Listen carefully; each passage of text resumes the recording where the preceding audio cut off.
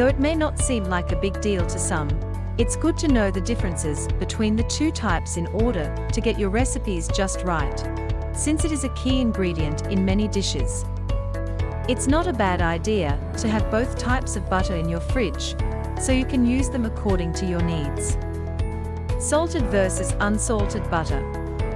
Both salted and unsalted butter are made from cream being churned. After the cream has been churned, the milk fat clumps together to form butter, and the liquid portion is taken out to form buttermilk. The salt that is then added to salted butter acts as a preservative, which allows the butter to have a shelf life of around 5 months. Unsalted butter, on the other hand, has a shelf life of approximately 3 months. You can freeze your unsalted butter for later if you don't use it at that time, and it can last in the freezer for up to 6 months.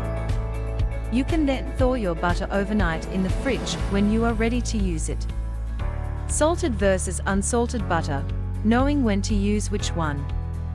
Using unsalted butter.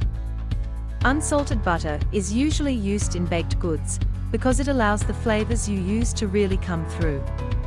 Some of the most common recipes that will specify for unsalted butter are cookies, cakes, and frostings. Using unsalted butter gives you the ultimate control in flavor for your dish, and also tends to be fresher than salted butter. Using salted butter. Salted butter is more commonly used in adding some extra flavor to dishes or as a spread, but some recipes do call for salted butter when making them.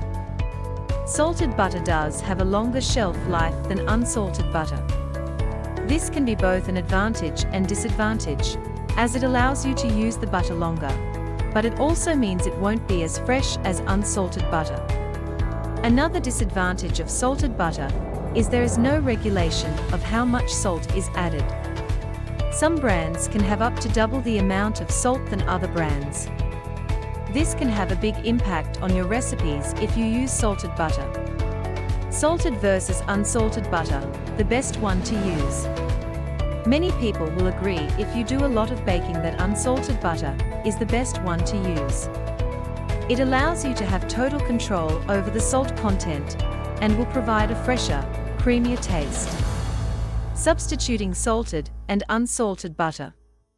Typically, if you need unsalted butter and all you have is salted butter, reduce the salt by 1/4 teaspoon for every half cup of butter.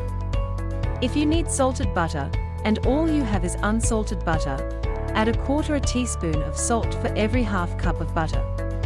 It is also important to remember to let butter reach room temperature before using it to bake.